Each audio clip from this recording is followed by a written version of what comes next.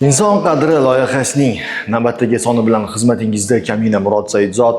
Assalomu alaykum. Inson qadri loyihasi ijodkorlari bugundan boshlab tibbiyot sohasining barcha yo'nalishlari bo'yicha sizlardan kelgan murojaatlarga asoslanib tayyorlashga ahd qildik. Demak, bugundan boshlab siz O'zbekiston Respublikasida tibbiyot sohasida qanday yangiliklar amalga oshirilmoqda va qanday yuqori texnologik jarrohlik amaliyotlari amalga oshirilmoqda, siz faqatgina inson qadri loyihasi orqali ma'lumotlarni olishingiz mumkin. Inson organizmi o'zi kutmagan holda saraton kasalligiga chalinib qolishi mumkin. Va albatta insonning har qanday organizmi saraton kasalligiga chalinishdan himoya qilinmagan. Inson qadri loyihasining bugungi sonida biz o'zgacha desak mubolag'a bo'lmaydi. Sababi hozir Respublika neyroxirurgiya ilmiy amaliy tibbiyot markazida juda ham bir murakkab, kam invaziv jarrohlik amaliyoti amalga oshirilishi hozirda shifokorlar tayyorgarlik ko'rishmoqda va ushbu jarrohlik amaliyoti 2,5 yoshlik qizaloqda amalga oshiriladi.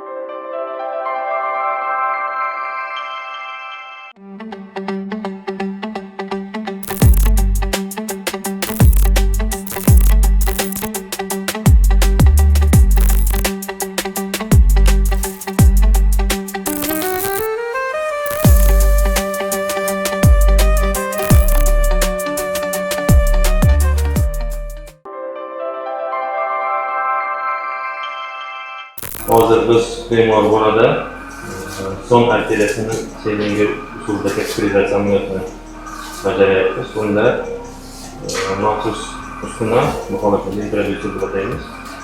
Son arteriyasini umumiy son arteriyasiga qo'yilib, keyingi bajarib kiritiladigan bajarish uchun o'rnatiladi. Retinoblastoma bu bolalarda uchraydigan kamyob lekin jiddiy ko'z saratoni turi bo'lib, u ko'zning ichki qismida joylashgan to'r parda retinada paydo bo'ladi. Bu kasallik asosan 5 yoshgacha bo'lgan bolalarda uchraydi. Erta aniqlanmasa, nafaqat ko'rish qobiliyatini, balki bola hayotini ham xavf ostiga qo'yadi. Ko'p hollarda retinoblastoma bir ko'zda rivojlanadi, lekin ba'zan ikki ko'zda ham kuzatilishi mumkin. Aksariyat hollarda bu genetik o'zgarishlar bilan bog'liq bo'ladi. Retinoblastomaning alomatlari: ko'zda oq, yorug'likda yaltiroqlik, leykokariya, strabizm, ko'z og'ishi, ko'rishdagi muammolar, ko'zda shish yoki qizarish, ko'z gavharining buzilishi. Retinoblastomani davolash usullari. So'nggi yillarda bu kasallikni davolashda katta ijobiy o'zgarishlar bo'ldi. An'anaviy usullarga quyidagilar kiradi: xirurgik operatsiya, radioterapiya, tizimli kimyoterapiya, lazer terapiya va krioterapiya. Biroq so'nggi paytlarda eng samarali va kam zarar yetkazuvchi usul sifatida intraarterial kimyoterapiyasi alohida ahamiyat kasb etmoqda. Intraarterial kimyoterapiya bu kimyoviy dorini to'g'ridan-to'g'ri ko'zni ta'minlovchi asosiy qon tomiriga yuborish usuli. Bu usul orqali dorilar faqat o'sma joylashgan hududda faoliyat ko'rsatadi va butun tanani kimyoviy moddalar bilan zaharlash ehtimoli kamayadi. U qanday amalga oshiriladi? Bolaning son tomiri orqali maxsus kateter yuboriladi. Bu kateter orqali dori karotid arteriyasidan o'tib retinoblastomani ta'minlovchi ko'z arteriyasiga yetkaziladi.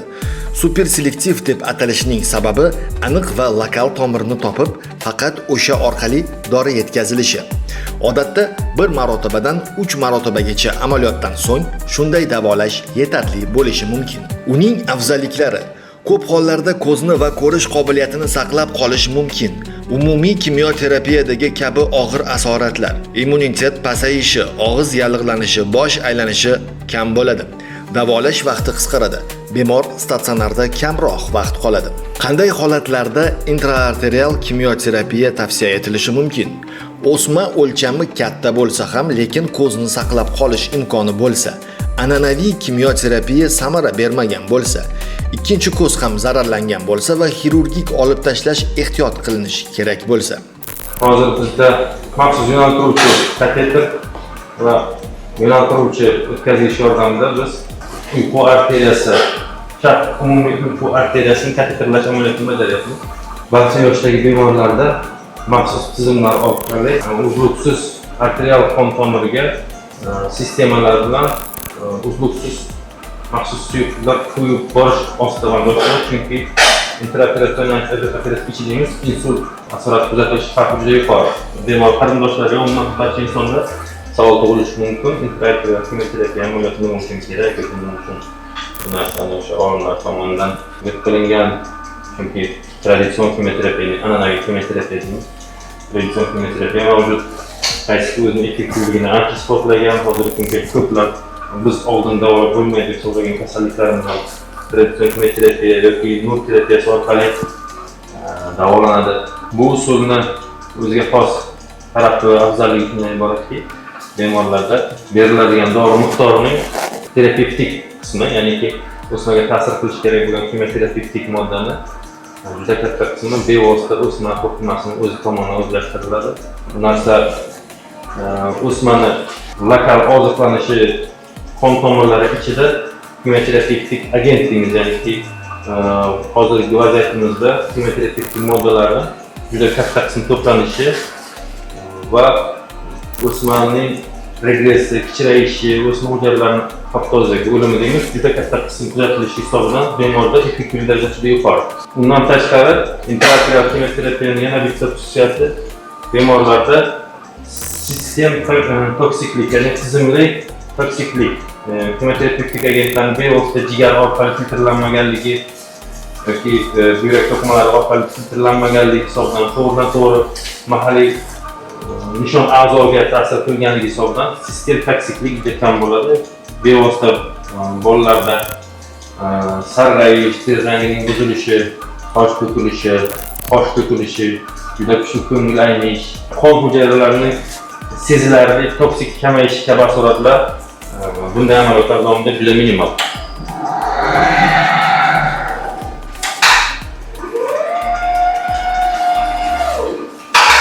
Jarayonimizni bevosita eng mas'uliyatli qismiga, ya'ni ko'z arteriyasini avval topib olish va keyinchalik ko'z arteriyasini kateterizatsiya qilish, ya'ni maxsus kateterlar bilan ko'z arteriyasining ichiga kirish amaliyotini boshlayapmiz. Yana bir qiziq holat, ko'z arteriyasini kirayotgan bemorimizda ko'z arteriyasi anormal holatda chap ichki uyqu arteriyasidan emas, hozir qidirib topamiz, ko'rsatamiz, chap tashqi uyqu arteriyasidan qon tomirlangan. Bu 10% holatda bemorlarda uchraydi. Bunday amaliyotlar bizda 2022-yilning 19-oktyabr kunidan beri qaysi biz birinchi marta xuddi shunday 3 yoshli bemorimizda xuddi shu amaliyotni 5 marta amalga oshirganimizda Respublika onkologiya radiologiya inovatsiya tibbiyot markazida onkologlar jamoasi bilan hamkorlikda ular bevosita ishtirokida amalga oshirganmiz. Shu operatsiya jamoamizga Respublika markazi qon tomir ekizlari jamoasiga bevosita qo'shilib o'zlarini o'sha qo'llab-quvvatlashiga maqsad bilan birinchi marta shu 2022-yil 19-oktyabr kunida amalga oshirdik. O'smani regressi, o'sma hujayralari to'qimasini sezilarli darajada kichrayishi va bitta ko'zda to'liq qotishi va keyinchalik o'smani yo'qolishi kuzatildi. Shundan keyin hozirgi kungacha biz 170 dan ortiq xuddi shunday amaliyot bajardik. 55 dan ortiq bemorlarimizda o'rtacha bajariladigan kurslarimiz 3 ta kursni tashkil qiladi. Asosiy maqsadimiz ko'zni ko'rish funksiyasidan tashqari ko'z anatomik holatda, ya'ni bemorning o'zini ko'zini saqlab qolish. Bunda bemor nafaqat o'z ko'zi bilan ko'radi, bemorning sotsial adaptatsiyasi yaxshi bo'ladi. Bemorda anatomik a'zo sifatida o'zini ko'zi saqlab qoladi, protezni o'rnatib. Endigi navbatimiz superselektiv ko'z arteriyasini kateterizatsiyasiga, ya'ni ko'z arteriyasi aynan o'zi kateterizatsiya amalga oshiriladi. Bu amaliyotning o'ziga xosligi qiyin tarafi ko'z arteriyasi kateterizatsiyasi paytida ko'z arteriyasi intimasining bevosita zararlanishi, bundan tashqari organizmda yurak qon tomir va nerv tizimi bilan bog'liq bo'lgan bir nechta reflekslar bor. Ulardan bittasi aynan ko'z arteriyasining boshlanish qismi intimasi joylashgan retseptorlarning ta'sirlanish hisobiga yuzaga keladi. Bu okulopulmonar refleks deydi. To'g'ridan to'g'ri birdaniga optika faoliyatidagi buzilishlar va bemorda nafas olish va yurak faoliyatining keskin buzilishi yuzaga kelishi mumkin.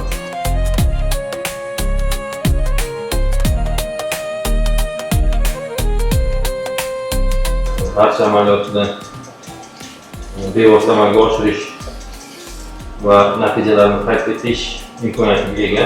Buning uchun bizda maxsus tayyorlangan jamoa, maxsus tayyorlangan qon tomir kiruvchilari, innovator kiruvchilar va anesteziologlarning o'sha og'riqlantirish va reanimatsiyada tez olib borish uchun jamoalarimiz to'liq tayyorgarlikdan o'tgan. Biz bevosita dori vositasini to'g'ridan-to'g'ri chap ko'z arteriyasi orqali o'smaga kirityapmiz. Hozir bu jarayon.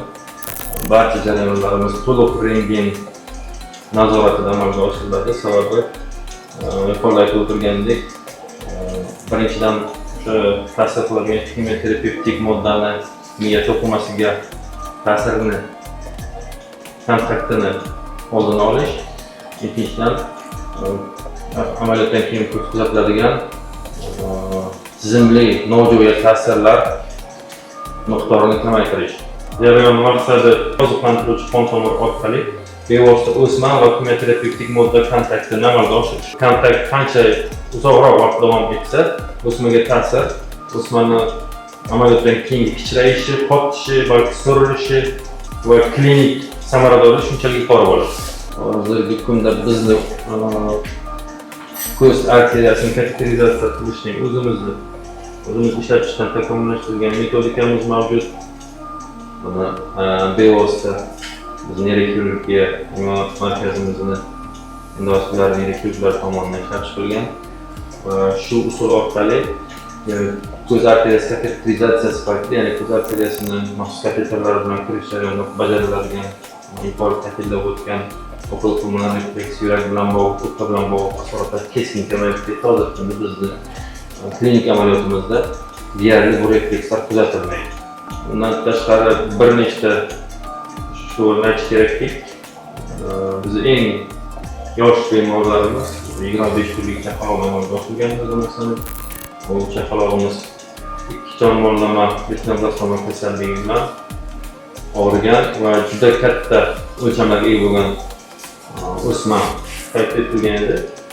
Ikkita ko'zni ham olib tashlash taklif qilingan. Chunki haqiqatda klinik ko'rsatmaga asosan hech kim birorta mutaxassis yoki birorta onkolog ko'z o'smasini davolab bo'lmasligi uchun emas, shunchaki klinik ko'rsatmasi o'sma joylashgan joyi metastaz yuzaga kelish xavfi kabi omillarni hisobga olgan holda bemorlarga ko'zni olib tashlash va bemorning keyingi hayotini xavfdan xoli qilish imkoniyatini borligini xabar qiladi.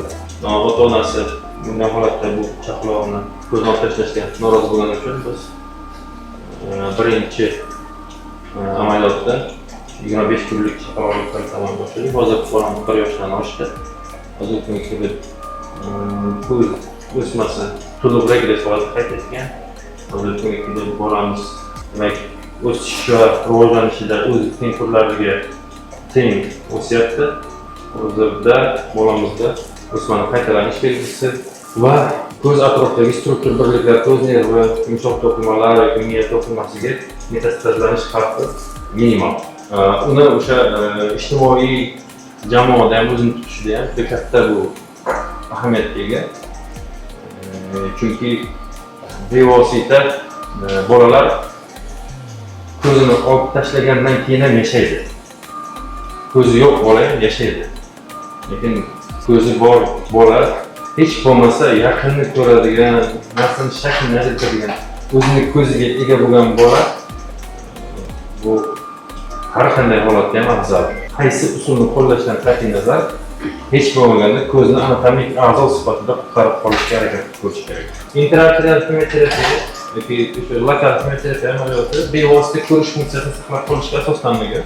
Asosiy maqsadi bu o'sma o'tish tezligini sekinlashtirish, o'smani klassifikatsiyasiga, ya'ni qotirishga erishish, imkoniyat darajasida o'smani regressiga, so'rilib ketishiga erishish.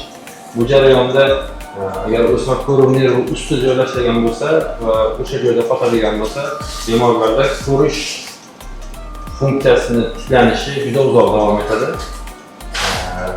Va hattoki ko'rish funksiyasi tiklanmasligi ham mumkin. Afsuski, bu dard shunday. Bu dard nafaqat bitta bolani, balki butun bir shu musibat oxirgi yillarda afsuski kundan kunga kuzatilishi ko'payib boryapti. Balki bu zamonaviy diagnostik asbob uskunalar deymiz, ya'ni tibbiy asbob uskunalar tashxis qo'yish ishlatiladigan bular sonning ko'payishi balki tibbiy xizmat sifatini, tibbiy aniqlanish darajasini ko'payganligi hisoblanadi. Lekin bolalarda yoki ularning ota-onasida uni aynan rivojlanishi uchun turtkiriladigan boshqa kanserogen omillarning rolini ham esdan chiqarmaslik kerak bu masalan. Bolalarning ko'p miqdorda ijtimoiy muhitda o'tirishi, yoshligidan telefon, smartfonlar yoki yuqori nurlanishga ega bo'lgan o'ynay jahonlarni berib borish bunaqa kasallikdan rivojlanish uchun moyilligi bo'lgan bolalarda kuchayib borishi uchun turtki bo'lishi mumkin. Assalomu alaykum. Men Jo'rayeva To'lqinayman. Mana bu qizim Mavlon va Afroza shu retinoblastoma bo'yicha kelganmiz. Onkologiyada davolanib 10 kunchasidan ertachi olib tashlagan. Bilmaganmanda o'tib ketgan. Ertachi olib qolgan bo'lardim bu qizni ham saqlab. Kecha operatsiyasi o'tdi qizimni. Shu o'tgandan hisobman mana oldimizga o'ynaqlab eson-omon doktorlarga ham rahmat. Maslahatim shu bansaga kelib turib shu davolansa yaxshi bo'lib ketar ekan. Shunchalik ishondim. 4-kelishim operatsiyaga mana sog'-salomat. Operatsiyadan sog'-salomat o'tdik. Doktor akamizga ham rahmat, Bobur akamizga. Qo'rqmasdan kelib operatsiyani o'tkazishga hammaga shifo tilab qolaman. Gipofiz adenomasi va transnazal transfenoidal jarrohlik amaliyoti. Gipofiz adenomasi nima? Gipofiz adenomasi bu miya osti bezi gipofizda rivojlanadigan o'sma bo'lib, u miyaning asosiy markazlaridan biri. Gipofizda rivojlangani uchun tananing gormonal muvozanatiga jiddiy ta'sir qiladi. Ayrim hollarda bu o'sma ko'rish nervlariga bosim o'tkazib, ko'rish qobiliyatining pasayishiga ham olib kelishi mumkin. Transnazal transfenoidal usul zamonaviy yechim. So'nggi yillarda endoskopik va kam invaziv texnologiyalar rivojlanishi natijasida gipofiz adenomasini olib tashlash uchun transnazal transfenoidal usul keng tatbiq etilmoqda. Bu usul orqali jarroh to'g'ridan-to'g'ri bemorning burun orqali sfenoid sinusiga, u yerdan gipofiz beziga yetib boradi. U qanday amalga oshiriladi? Bemorga umumiy narkoz beriladi. Jarroh maxsus endoskopik uskunalar orqali burun teshikilaridan biri orqali sfenoid sinusga yetadi. Sinus devori ochiladi va gipofiz joylashgan sohaga kirilib o'sma aniqlanadi. Adenoma ehtiyotkorlik bilan chiqarib tashlanadi. Operatsiyadan so'ng kichik tikishlar yoki hatto ularsiz tiklanish jarayoni boshlanadi. Bu usulning afzalliklari: invazivlik darajasi past, inson bosh qismi ochilmaydi, miya tortilmaydi, jarrohlik vaqti qisqargan, 1 soatdan 1,5 soat atrofida, kam qon ketadi. Endoskopiya orqali aniq va ehtiyotkor harakatlar bilan estetik zarari yo'q. Yuzda, boshda yara qolmaydi. Bemor tez tiklanadi. Ko'pincha 2-3 kun ichida uyiga javob beriladi. Ko'rish qobiliyati tiklanadi agar adenoma ko'rish nerviga bosim o'tkazayotgan bo'lsa. Bugungi kunda yurtimizda ixtisoslashtirilgan neyroxirurgiya hamda endokrinologiya markazlarida transnazal transfenoidal usul joriy qilingan. Ushbu operatsiyalar yuqori malakali mutaxassislar hamkorligida amalga oshiriladi. Xulosa qilib aytganda, gipofiz adenomasi davosiz kasallik emas, ammo uning og'ir asoratlarining oldini olish uchun erta tashxis va zamonaviy kam invaziv jarrohlik usullari juda ham muhimdir. Transnazal transfenoidal usul orqali bugungi kunda ko'plab bemorlar hayoti va sog'lig'ini saqlab qolish mumkin. Agar sizda bosh og'rig'i, ko'rishning susayishi, gormonal buzilishlar belgilari kuzatilsa, shifokorga murojaat qilishni kechiktirmang. O'zingizni ehtiyot qiling.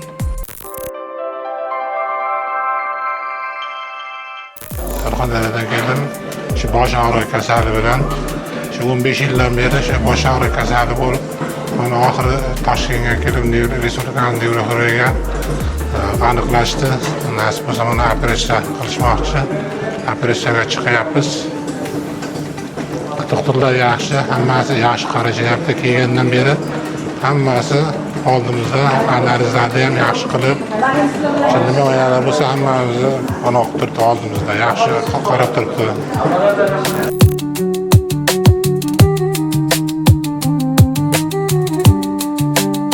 Mana nasib bo'lsa mana endi operatsiyaga chiqyapmiz.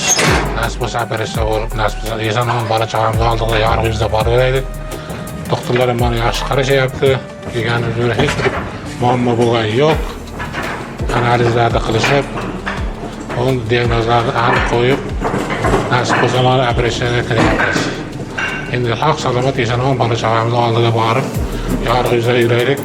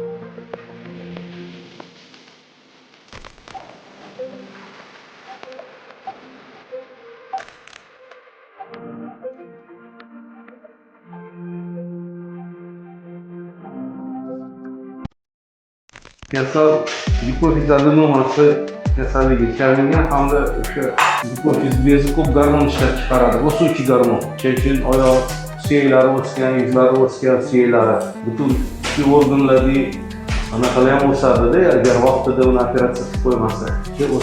O'smacha bir xil payt kichkina bo'ladi, bir xil payt katta bo'ladi. Olib tashlamasa operatsiya yo'li bilan shunday ketaveradi. Bu usulda bosh miya ochilmaydi, bosh miyaga kesilmaydi, burundan taxtdan kirib qolish kerak.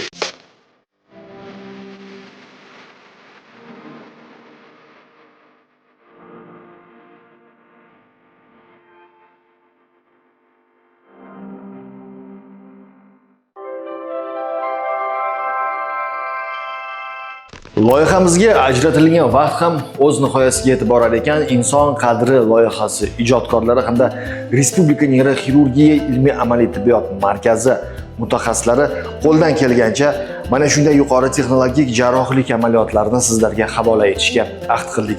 Albatta Respublika neyroxirurgiya ilmiy amaliy tibbiyot markazida bundan tashqari murakkab va yuqori texnologik jarrohlik amaliyotlari har kuni o'nlab amalga oshirilmoqda va tibbiyotdagi barcha islohotlar bizning xalqimiz uchundir.